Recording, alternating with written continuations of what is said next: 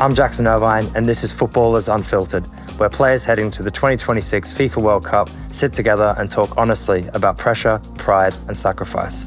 In this episode, we're joined by Wataru Endo, captain of the Japanese national team, a leader whose career has taken him from Japan to the Bundesliga to the Premier League. Japan arrive at this summer's tournament no longer the underdogs, but a team capable of beating the world's best. But for Wataru, it's a tournament of a little uncertainty after picking up an injury earlier this year, leaving him in a race to be fit for the World Cup. Today, we talk about Japan's rise, the demands of the modern game, and what it really takes to make it to a World Cup. Because it's not just about the moments you see, it's about the journey that gets you there.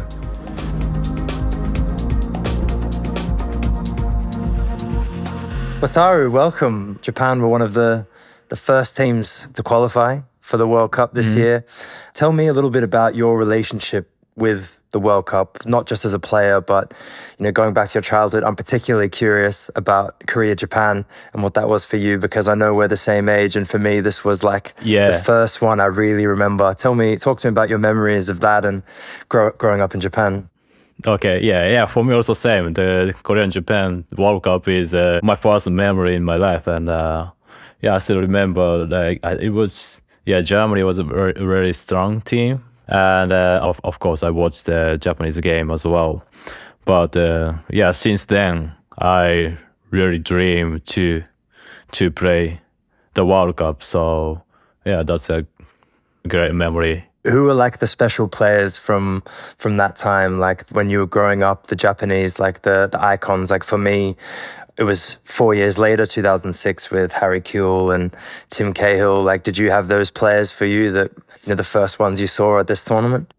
Yeah, when I was 12 years old or something like that, I always watched Yokohama F. Marinos game, and I watched Shunsuke Nakamura a lot. Yeah, and then also Yuji Nakazawa, who played center back, because I started playing as a center back. So I watched more, defender, and then you moved aside from the left winger, Shunsuke, left foot, and you thought, maybe more center back. Actually,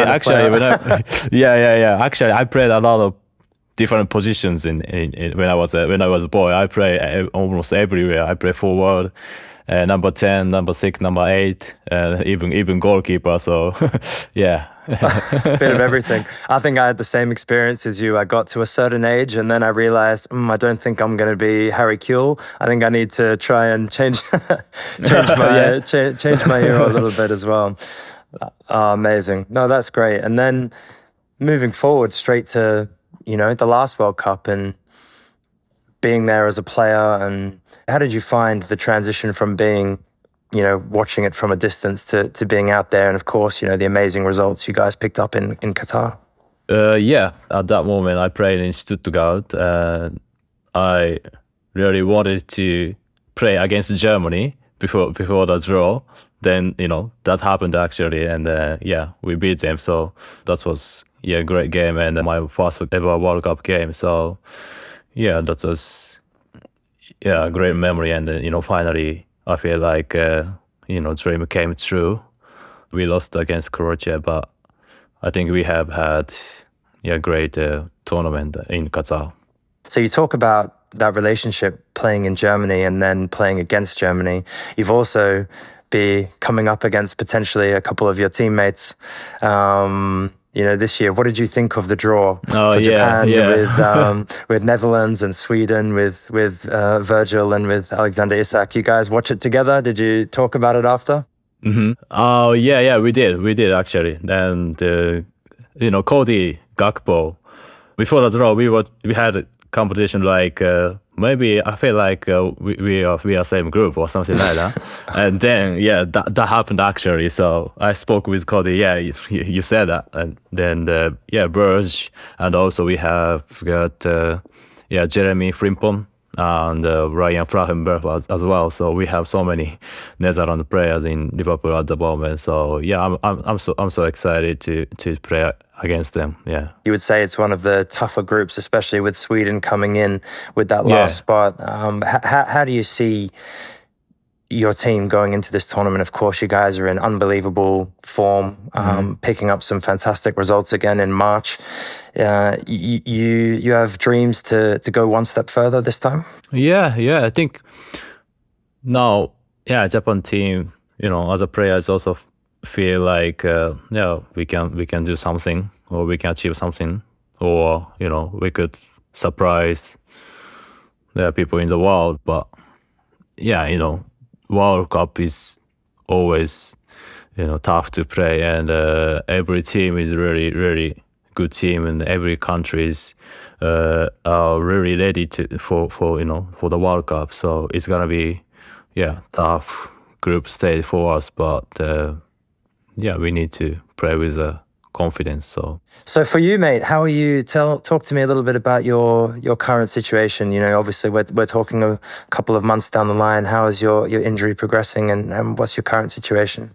The surgery went well, of course, and now I finally started running a little bit.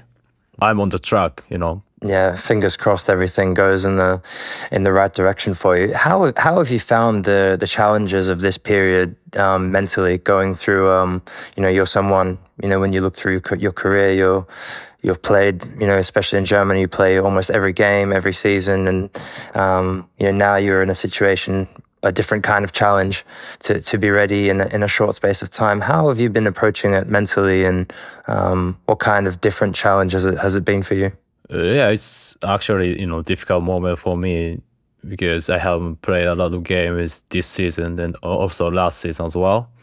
But I think the most important thing is to be ready every game, and even if you play only 5 or 10 minutes, you have to play well on the pitch. So that's what I tried last few seasons. I feel like I get a little bit older because I'm already 33 years old, and I don't play a lot of games, but I still feel like I can play every game for Liverpool or something like that. So I think to stay positive is also important for me to achieve something. Yeah, it sounds like you're relishing the challenge, and you have a great focus. And it's funny, as we're talking, I'm seeing so many kind of similarities in our kind of path. We are the same age. You also came promoted out of the second league in Germany with Stuttgart to then play Bundesliga. We both captained a team, which is unusual for Asian players in Germany. I think maybe my next move will be Manchester United, and I win the Premier League, and then I think I don't think so, but I think I think you got one more trophy better than mine. But you've also had a very long international career, over 10 years. Moving on to more of the conversation around, the international breaks, travel, the kind of long-term challenges of being an international footballer. We also both have had our, a surgery this year as well, after a lot of years of playing football. And for me personally, I've reflected on, the amount of football I've played, and the amount of travel and games that have gone into the last 10 years of my career. And I'm curious for you, like, has that been something you found challenging? Has it also been something, it sounds like you like to embrace these challenges? What does a typical international window look like for you? For me, I've just tried to enjoy every moment, even if it's hard, or it's so hard to fly back to Japan and play 2 games, and then back to Germany or England and play again. But I feel like I'm living in my dream or something like that. So I don't think I take too negative.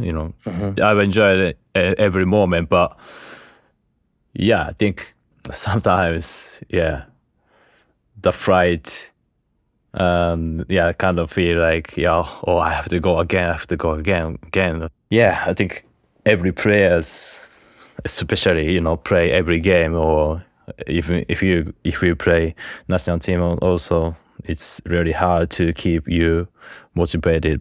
I feel a little bit the same as you. I've always approached it with the mentality of, it's a gift. Playing international football is a privilege, and sometimes you can detach yourself from the reality that we are just guys trying to do our job and play at the best level we can. And when you look at the amount of fixtures, for a club like Liverpool, with league, 2 cups, Champions League, with international breaks, is it a conversation amongst the players about the amount of games that you play and the demand of travel and especially the short break between? Is that something that the guys discuss? Yeah. I have that kind of conversation with McAllister. For sure. And also, Allison. Because, we both fly a lot during national breaks. We say we had too many games. Do you think that players should be more involved in these conversations? Do you think that, in particular, the guys who are experiencing this firsthand, do you think that it's important that, of course, we can say less games, but even about trying to find better solutions for how they plan? Yeah, I think it's important to improve the players, and we have to be honest, So I think we can claim a little bit about better solutions or something like that. So yeah. We are also both on the Global Players Council for FIFPRO. Tell me a little bit about the work that you've done and during your time as working with the Players Association. Oh, yeah. Actually, I have one Japanese guy, working in FIFPRO. So I always have, some conversation with him. Sometimes talking about the amount of games, or sometimes it's about the environment, about the tournament, for example, Asian Cup or other tournament as well. For example, we don't know where we're gonna stay or where we're gonna play just 1 month before or something like that. So I think that's a little bit the problem, but also the timing as well. We play in January and then we can't play few games in their own league. So that's also. And this can be really important for someone in the squad, especially in January. Maybe they know they're going to lose you for 1 month, so they have to bring in another player. Yeah. And then this position is difficult for you when you get back. These are things that really affect the players. Moving on to another similarity that I've come across. You have also got your own podcast. When you look at the podcast and doing these kinds of activities alongside your rehab, does it make you start to think about life after football, life away from football, and those things? Is that something you think about yet, or is that still in the future for you? I start thinking about after my career as well, but it doesn't mean I stop playing football next year or something like that. But I'm interested in being a manager. Or I'm also interested in the business of football. You definitely see your future in the game. You will stay involved in football afterwards. Yeah, I think so. Yeah. You've written a book about mindset. Is that right? Oh, yeah. You've definitely expanded out of football a little bit. So and from this conversation, especially hearing you talk about your setbacks, like that part of your mindset, where did this come from?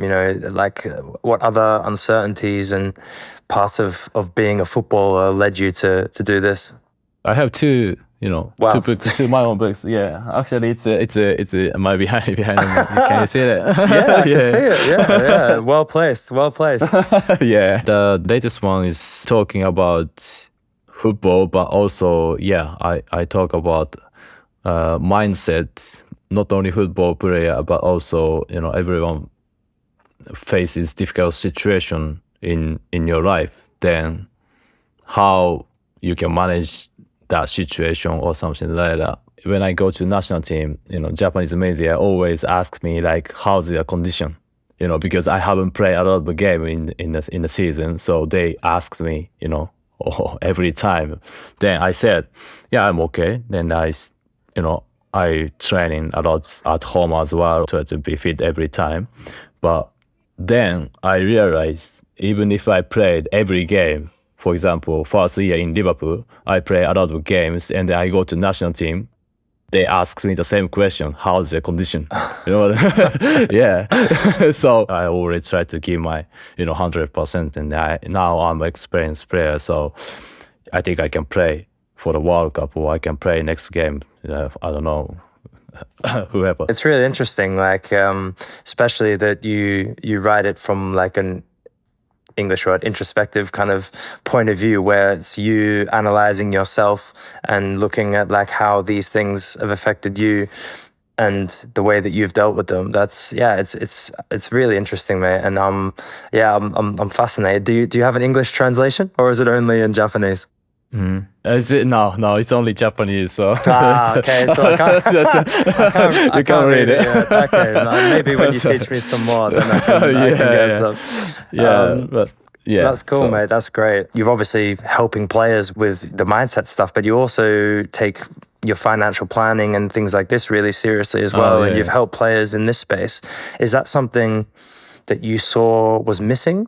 Or is it just something from that you're interested in? My dad finished his job and became like individual investor or something like that. So then I was thinking like, what is a investment, and what is better for the players to do or something like that. Then I start learning about investment, and I can't teach the people about investment, but I can give what I am doing at the moment. So no, that's great. Like when I look back on when I was kind of first young player with my first professional contract, and you see, I'm not sure if it's the same for you, but all the young guys straight away, they want to go and buy the big car or the big house, and I think financial security and helping guys, especially in a very short and often uncertain career, that it's great to have that kind of advice and understanding of how to make sure that you plan for your future. As you said, how many kids do you have? 4? Yeah, I've got 4. Yeah, 4 kids. So like, I can see why you take it seriously. yeah. That's true. Yeah, but honestly, the players has to learn more about financial things, and I think the players have to manage your money, for the future. So I think that is really important for all players for the rest of the life after the career. Yeah, so it's a lot of life left after we finish playing, right? There's a lot of years. Talking about your kids, and were they born in England or in Germany? Or no, they're born all in Japan. All born in Japan. Oh, okay, right, yeah. But they obviously live with you there in England. How do they find life, and how do you find life culturally in England? Liverpool is especially such a kind of culturally specific part of England. It's have you found that you've embraced it and enjoyed being a part of that community? Yeah, I really enjoy living in UK actually, but it's still difficult to scouse. Yes. Actually, so sometimes it's tough for Australians as well. Yes. I still don't understand sometimes, what they are talking. So, but but I really enjoy it, and my kids also loves living in UK as well. I've read in an interview somewhere that Liverpool, you had a connection to this growing up as well, and you listened to the Beatles, and you kind of knew about Liverpool, even before. Like, so do you feel like that's kind of was meant to be, that you ended up there? Actually, I didn't know Beatles is from Liverpool. Really? Yeah. And then when I was like junior high school students, my English teacher love Beatles, so that's why before the class he always play Beatles song, and then after that's a cool teacher. we started the class. So and then I moved to Liverpool. Then I knew Beatles is from Liverpool, so it's like That's funny. Full circle.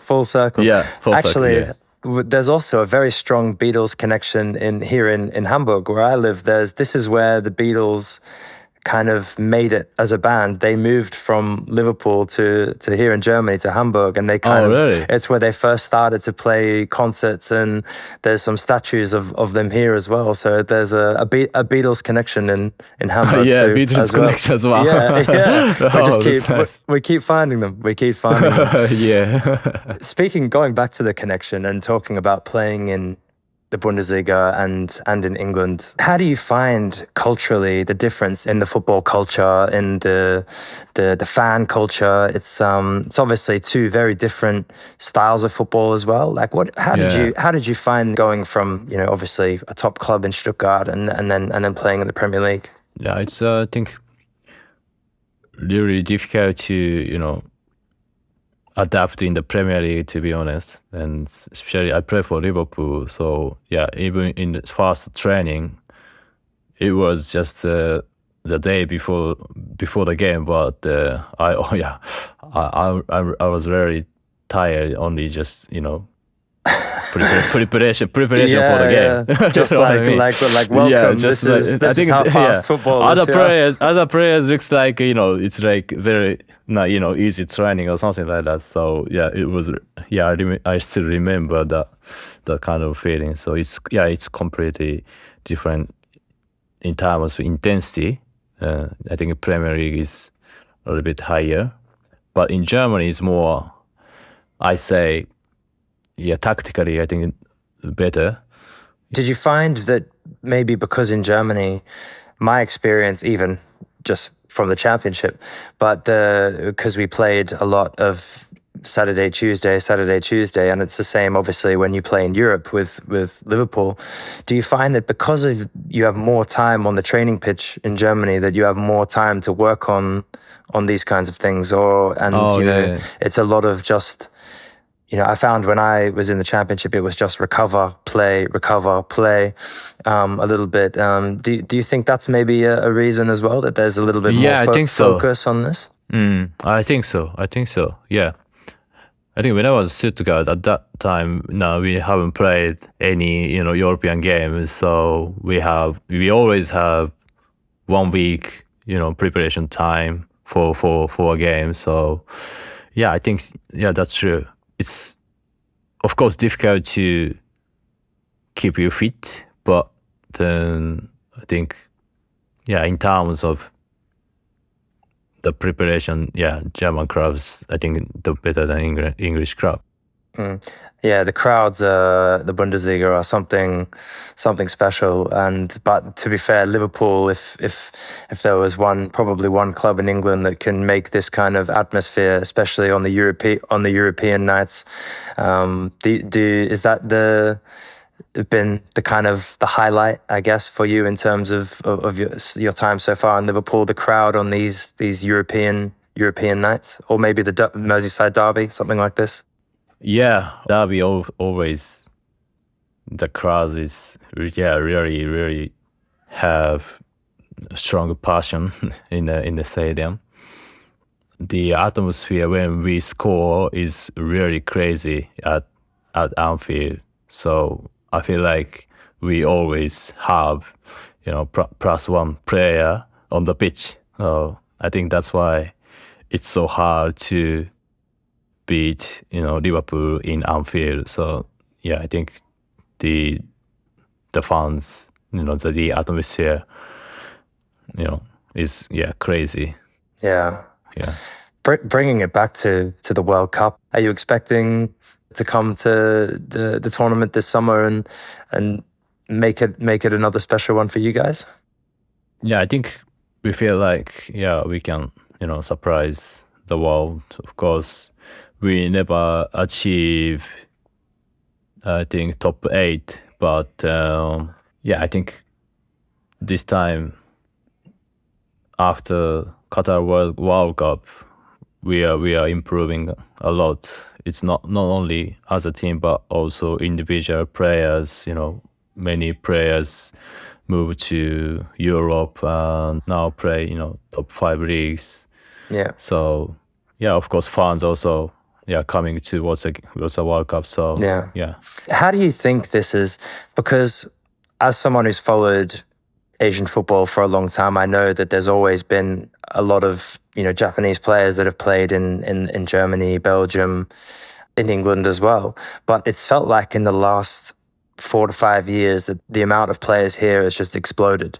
What do you think the reason is for that? Of course, you guys are developing players at an amazing rate, but what do you think it is at the moment that has allowed, as you say, your guys now are playing at the biggest clubs in the top leagues?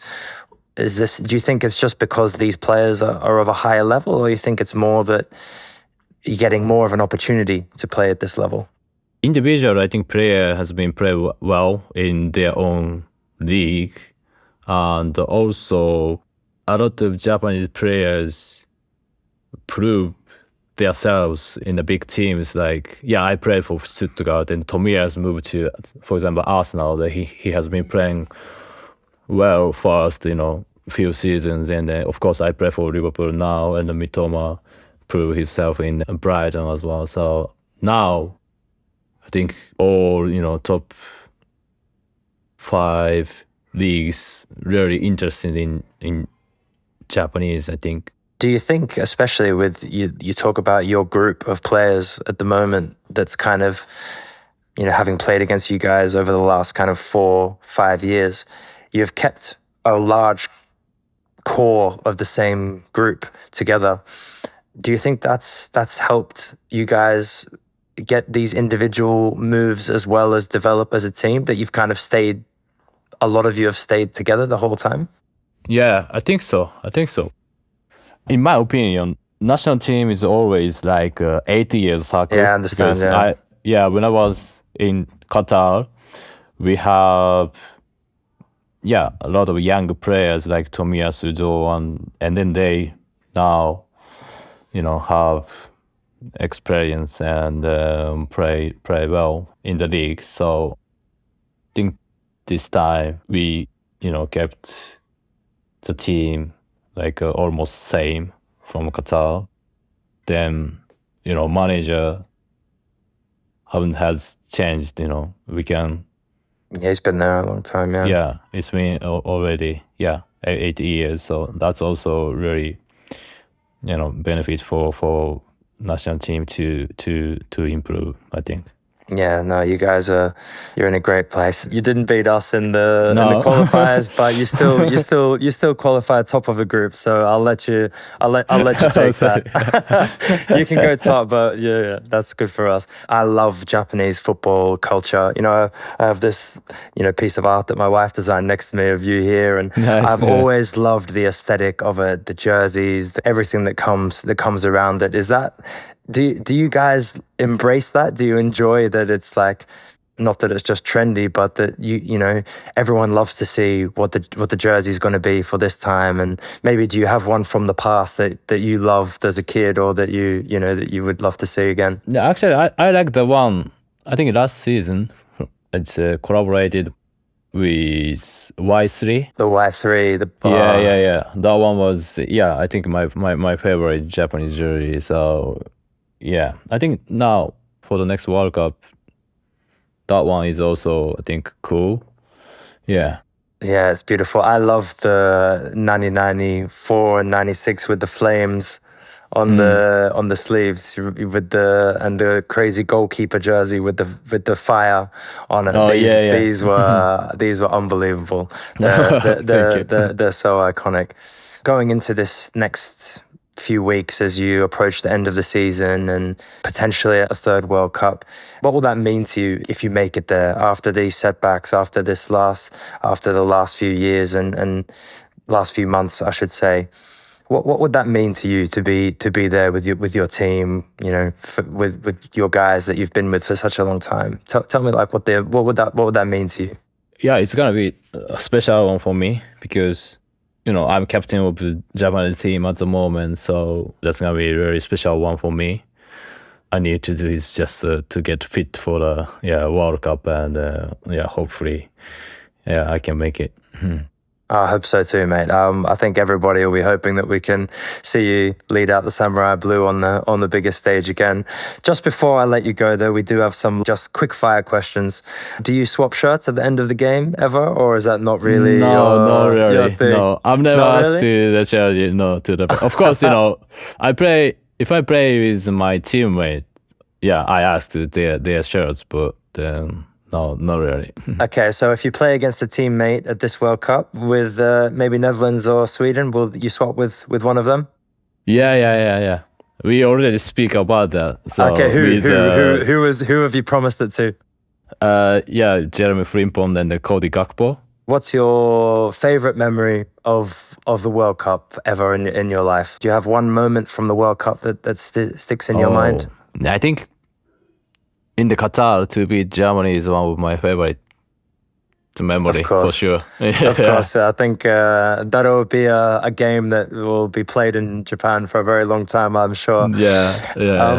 What about your squad? Who's one player that we all need to look out for? Who do you think is going to perform at a very high level at this summer? Actually, I have in mind two players. Yeah, one is Ayase Ueda, who played in Holland. Yeah, he's number 9. He's really, I think good player. And also Kaishu Sano, who played in Germany. Yeah, he's also he's good player. Serious player. Yeah, he's a serious player. Tough number 6 to play against. At the moment. No, two great players. Yeah. And last one, and you're not allowed to say the Beatles, but what do you listen to before a game? I normally listen Japanese music. Japanese music? Yeah. You have one artist that you like, that you always play, or Kenshi Yonezu? I think it's I think he's gonna write the song for the World Cup as well. Oh, really cool. To support the Japan team as well. So I'm gonna listen that song. It's not published yet, but yeah, I'm gonna listen to the song. You got an exclusive. No, great. That's great. I'll have to have a listen as well. Well, Wata, thank you so much for joining you, mate. That's been unbelievable to hear about so many of your experiences. And as I said, we're all really hoping that the next few weeks go well for you, and we'll see you on the big stage this summer. Yeah. Thank you for having me today. From Japan's rise on the world stage to the challenges of workload and competing across continents and the race to be fit in time for the tournament this summer, we're all wishing Wataru the very best of luck with his recovery and hope to see him there this June. That was the latest episode of Footballers Unfiltered, looking ahead to the 2026 FIFA World Cup. Make sure you hit subscribe to get the next episode first.